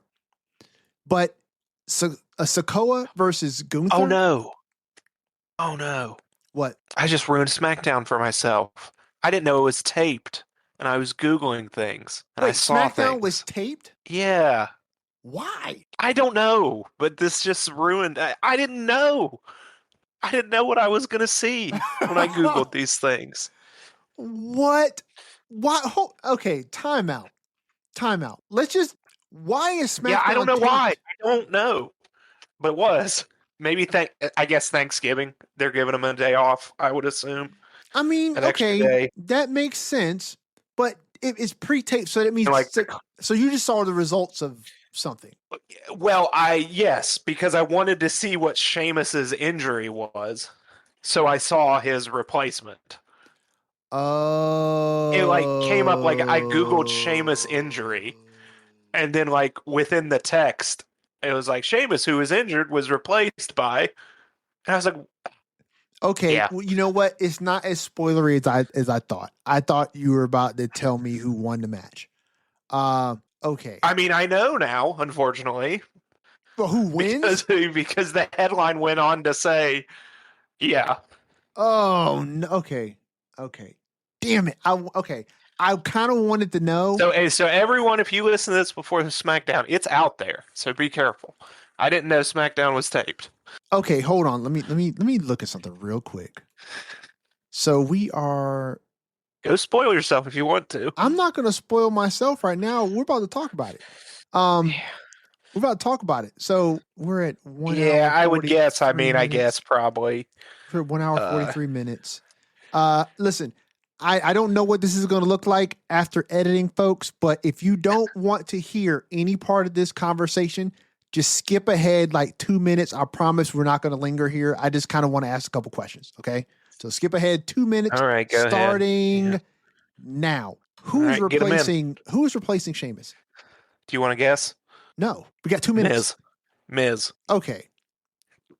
So it was not someone that doesn't work there. You were right there. So it's not somebody who doesn't work there, but you already know who won. Yes, which is not the Miz. Okay, I'm about to say I didn't think it was going to be the Miz. I could have seen a world where, but then it's a waste of LA Knight. So okay, yeah, okay, but all right. So less than a minute, guys.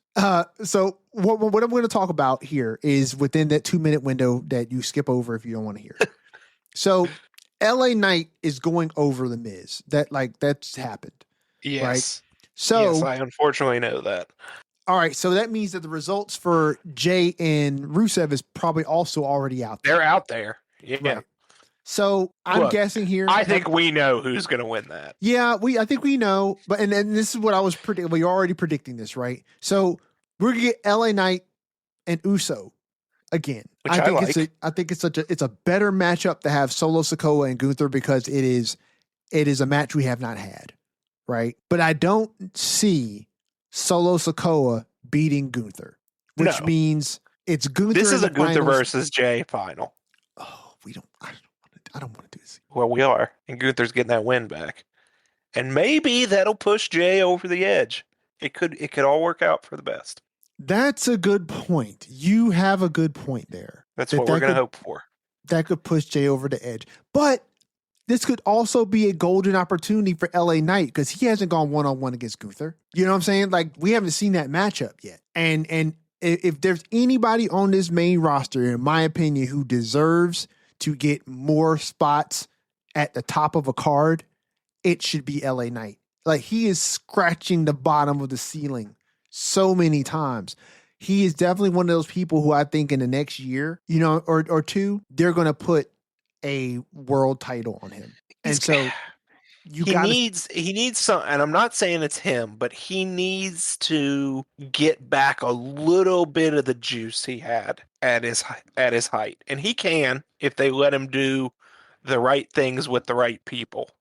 Yeah, but thing being I win. would say objectively he is less hot now than he was that's a no couple doubt. summers ago against Roman. Oh, look, that's no doubt. I mean, Yeah. we said this in an earlier show, and we said this in a show a few episodes back, or a number of episodes back now, but they let him cool off. They should have. There was a point where LA Knight was arguably one of the hottest acts you had on either show. They let him he cool just off. happened to be that at the wrong time. At the wrong time. Because he was not going to beat Roman. No, he wasn't going to beat Roman. He wasn't they going weren't to beat going Roman. to throw it away for that. And they were in the middle of having Seth be the guy to rebuild the World Heavyweight Championship. Yeah. So you had him stuck in the U.S. title scene, and he made the best of it, right? But he's cooled off since then just a little bit. But the thing they have to do with him, which I agree they need to do something, and that something is let him win. He needs to win something. Like, he is as good as he's going to get. You're going to either have to put him in a marquee feud, right? One where you can give him some more depth, some more angles, right? To give him something to sink into that does not require a title. We have great feuds over the years that do not require titles. You know what I mean? That just make characters. And he could either use that or he can use a dub, a big fat dub. And you got to give him something. And so in my mind, LA Knight should go over Jey Uso in the semifinals. He should go over Jey Uso, and the finals should be Gunther versus LA Knight. And I think you probably have Gunther go over here, right? And Gunther be the one to retire John Cena.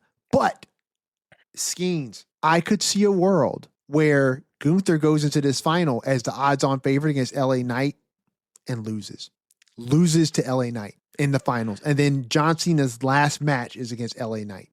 I mean, there is a universe out there where that eventuality comes to pass. In the multiverse. I'm not sure you're in it, but we'll see. I'm not betting on us being in that specific one, but we'll see. Listen, I am a mark for a good swerve. You know what I'm saying? Like, I am a mark for a good swerve. And listen, all the talk has been Gunther's the odds-on favorite. Gunther's the odds-on favorite. Gunther's the odds-on favorite. Like, if he wins, he was the odds-on favorite to begin with. But if he loses to LA Knight in the finals of this, that will be a swerve. And that swerve, I think, would be huge. I think that would make more eyeballs watch Cena's last match. It would bring more attention to this than Gunther winning it. Because I think that the shock of that would make this tournament solidify in gold. You know what I mean? Probably, but yeah. And listen, who needs it more? Who needs to win and retiring John Cena more? Gunther or LA Knight? We were literally just talking about LA Knight that you got to do something. And he got to own something. This is like it's almost like you get back into the Undertaker streak discussion. Like, If you need it, you don't deserve it, and if you deserve it, you probably don't need it. Like, I don't know. Hmm. We'll see. I mean, look, I if that happens, I'm not upset with it. I'm not betting on it. He's you got LA Knight's got to he's just in the quarterfinals right now, so he's got to get by his quarterfinal opponent. He's got to get by likely Jay in the semifinals and then likely Gunther in the finals. That's a lot for LA Knight right now. I'm going to go out on a limb here because I want to go with my heart. Okay. I think Jay goes over Rusev Okay. because we're past the 2 minute mark. Okay. That's not a I, I, limb. That's not a no, limb. no, no, no. That's That's a not very what, that's not stable what I'm, limb. that's not where No, no, I know. yeah. We're past the 2 minute mark. I think LA Knight goes over his mystery opponent. Also, we're still on stable limbs. You know what I'm saying? We are on the tree trunk Right. So still. we're in the semifinals now, right? Jay Hmm. Uso versus LA Knight on one side, Solo Sikoa, Gunther on the other side. Let's talk about the obvious side. I think it's going to be a fun match. I think Gunther goes over Solo Sikoa. I think we're still on solid branches here, right? So Gunther moves And on yep, to the finals. yep. I Unless think, something drastically changes, yes. I think You bet. Everyone go bet your house on Gunther. that don't do that. Do not do that, please. Please do not. I'm that confident. I okay. Listen, I if you bet your house on Gunther based off of the words of Andrew Skeens, I take no responsibility. The Lariat Lounge takes no responsibility for the loss of your mortgage, okay, and anything where within or connected to. That is on you. I think LA Knight beats Jey Uso. I want to see the finals be LA Knight versus Gunther. And I want LA Knight to win. I want LA Knight to win. Maybe it's a long shot, but it's only a long shot because Gunther is declared the odds on favorite here. But LA Knight is capable. We haven't seen that match yet. And I am a fan of this tournament putting together things we haven't seen yet. I don't want the finals of this tournament to be another match we've already seen. Like, if Solo did not get advanced to the semifinals because Penta got hurt, right? The semifinals would just be matches we've already seen. Like, and then if Jay wins and Gunther wins, it's another match you've already seen. Why? Why would we do that? Like, this is a great opportunity to spotlight people and put matches that together that we've never seen, that we don't need a storyline to do so. This is a perfect opportunity for that. Why in the world will we put the old wheel back on and go back to matches we've already seen? I'm not happy Penta got hurt. Godspeed, sir. Genuinely. And Sheamus too. Like, get well soon. But it's good to see another match that we have not seen yet. You know what I'm saying? It's really good to see another match that we have not seen yet. And I think Solo and Gunther are going to give us something that is going to be fun. It's going to be great to watch. But I definitely think Gunther's going over. I just want LA Knight to beat Jay because we've already seen LA Knight lose to Jay. We've already seen him lose to Jay. I just don't want to see him lose to Jay again. Jay is made right now, and he's in a great storyline that does not require him to advance to the finals of this tournament and then just lose. You know what I'm saying? Like, I get where you were going with that, and I think it will be a great story beat. You could absolutely use that, right? That it sends him over the edge. But you know what could also send him over the edge? Losing in the semifinals. Like, losing in the semifinals could do the exact same thing. You know, it could do the exact same thing. Now, obviously, it wouldn't be against Gunther. I get that point, right? There's like you're going back up against Gunther again, and that you lose to Gunther. Gunther gets his one back over Jay. But I don't know if I really feel like we need to retread that wheel either. Like, let's keep Gunther going in his own direction. If we're going to put him heading on the mountaintop of doing other things, right? Then, okay, he don't need to be interacting with Jay right now. But hey, I'm over here on the thin branch, right? I dared to hang a rope swing from this. So, you know, if I fall and bust my ass, that's on me. But you're welcome to join me on this thin ass Well, limb if you want. I can do it in seven words. All right, do it. 4 letters, one word. Yeet. I counted them too. I counted them too. Okay, so Yeet Man, in your mind, Yeet Man goes over Rusev, and then Yeet Man goes over LA Knight.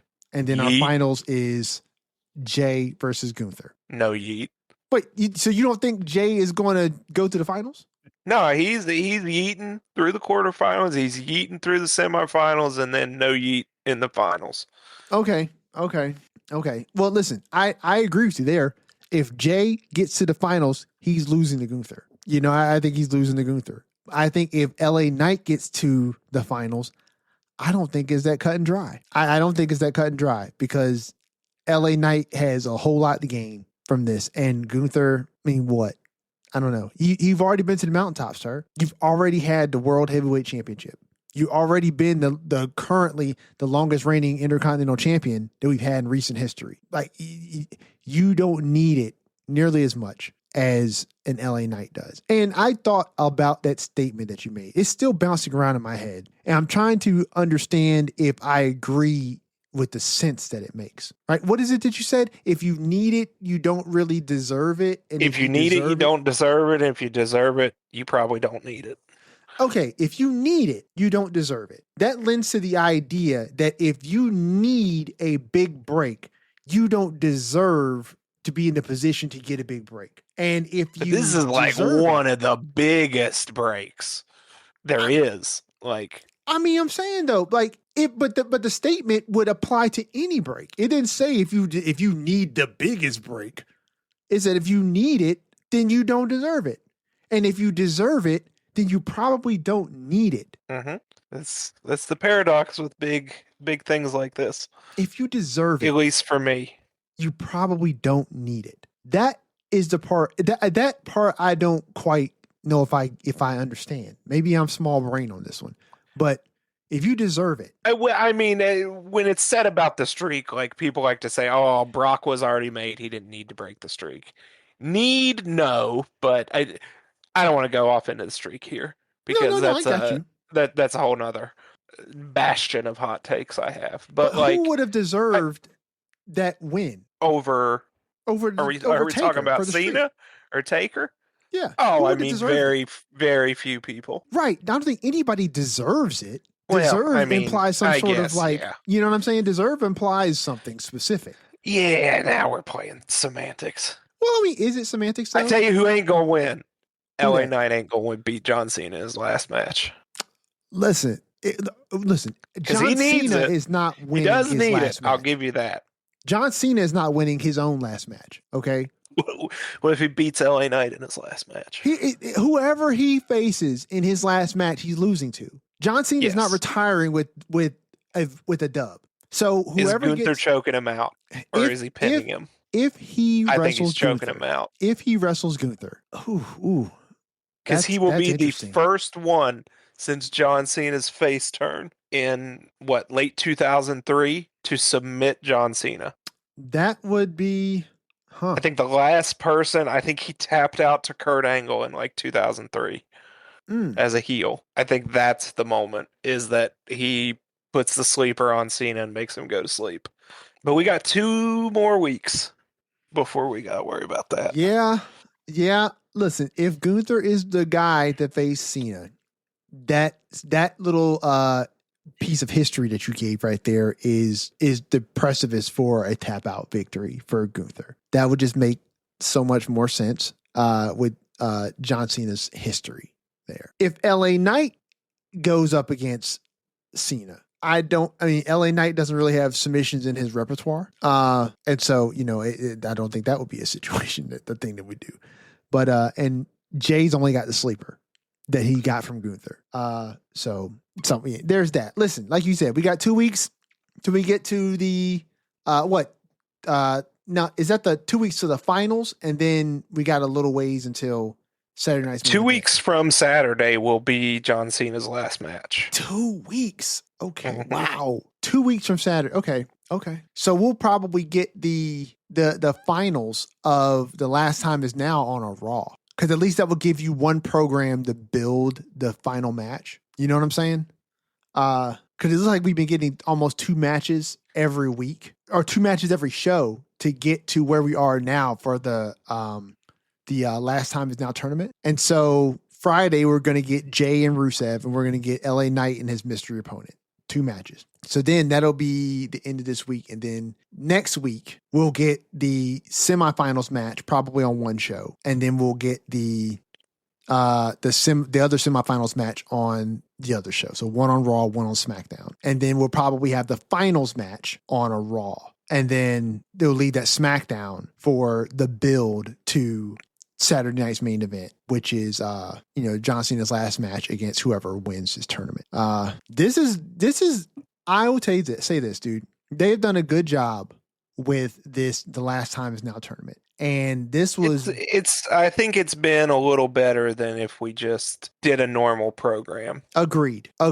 I think this is just a bit more interactive for the fans and a lot more intriguing. You know what I mean? Because we're having a really interesting conversation right now about who deserves to be in different types of positions based on a lot of different things. And we don't get to do this a lot because oftentimes WWE, at least in the past, have not really shown a lot of, they haven't given us a lot to believe that they take tournaments very seriously. And this has been one of the better ones, in my opinion, in recent memory. So it's anybody's guess. We got 2 weeks, but they're going to go quick. These matches are going to go fast. And we'll know soon enough who's in the finals and then who wins the whole daggone thing. But that Gunther match against Carmelo on Raw, good match, real good match. But I think that's it, right? That's all. I think I think we cover almost everything. I'm just scrolling through really quick to just see if we miss anything on the programs for real. I mean, that's worth talking about. There's nothing else. We're bypassing the U.S. Championship Open Challenge. We're bypassing we'll get to it on next week's Open Challenge. Yeah, we'll get to it then on next week. I will say this: why does Axiom keep losing his mask? This is like the second time this year. It's the second time this year somebody has yanked this dude's mask off. I'm just like, I don't know, man. Tie that thing a little bit tighter. That's all I gotta say. But yeah, I think we're pretty much wrapped for the week, man. You ready for Saturday, bro? I am. I am ready for Saturday too. I almost forgot earlier this week that Survivor Series was Saturday. And then of course I was reminded on Monday and I got excited because I always enjoy getting together with you and getting together with the fans to watch a PLE, to eat some pizza, to chat it up. And this is a big PLE. It's going to be a fun one. I'm looking forward to it for sure. Before we get to our little closing aspects of the show, Skeener, as we've been doing the last few episodes, what is your big takeaway for the week, man? Everything is more enjoyable if you are able to laugh at yourself. Okay. Like our guy Brock Lesnar did when the alpha male of our species, the last real ass kicker, if he can completely bust his ass and look like a fool, get up, laugh at himself, have a good time, I think we all can. I will say I agree that, look, things happen and, this is a live show and blunders happen and you just kind of roll with the punches and keep it going. He wouldn't be a professional if he wasn't able to do that. So, I will agree with you there. I think my takeaway from the week is if you're a wrestling fan, I think wrestling is a whole lot more fun when you're more in tune with the show than you are with anything outside of it. There are some really interesting podcasts that you can listen to. You're listening to one right now. And I just watched the latest episode of Stephanie's podcast where she had AJ Lee on. And that was really interesting. I learned some stuff about her history that I did not know. It was not required viewing to enjoy this product. And there are definitely some outlets out there who are definitely into suck you into some clickbait. Because when we talked about the interview that Becky and Seth had done on that guy's podcast, right? Or whatever, the show he does. I was not aware of any of the stuff you told me, right? And you weren't aware of any of the things I told you. And they happened on the same program. right? Well, we didn't watch it. We just got our headlines, but yeah, Right. And I think that's the point I'm probably making. probably part of a bigger conversation there, but we'll leave Sure. that for later. Yeah. All I'm saying is my takeaway from this week is, the noise can sometimes be interesting, but you don't need it to enjoy great wrestling because there are a lot of people out here who are just going to try to pull your attention to get you to view something or listen to something and watch something. They're not going to tell you the whole story, right? And if you're not going to dive into the whole thing and not watch the whole episode of something, then you are good to go with just watching the program because WWE has been doing a pretty good job, in my opinion, of telling great stories that do not require you to understand all of the goings on behind the scenes in order for the story to be good. So enjoy pro wrestling. That's something that Skeens has always said. Just, hey, just enjoy it. Have a good time with it. And I agree because the product is great and WWE is doing a very good job of delivering a great product for you to enjoy. But if you need more of the Lariat Lounge, guys, you're in luck because Survivor Series is this weekend. Lariat Lounge Live is where we're going to be at. We usually get started about 10 minutes or so before the PLE gets going. I will definitely be ironing out all the wrinkles, making sure that all the sound comes through the way it does. I feel like the last time we did this, it went off pretty well. I think there might have been some issues with the sound. I'm going to go back and listen to a little bit of the last live we did just to make sure I get everything as clean as possible. But show up, guys. Put your pizza orders in. It's Thanksgiving weekend. So, eat whatever food you're going to eat tomorrow. I'm not looking forward to it, if I'm being honest with you. I'm looking forward to family. Yeah, I'm not big on it.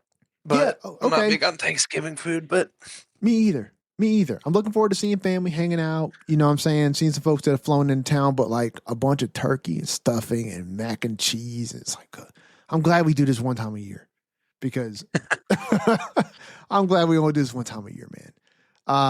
But get with us on Saturday because then we're going to be having the good stuff, right? Pizza, and we're going to be hanging out. I'm going to have my gummy worms and my pizza and a Celsius. That's my go-to.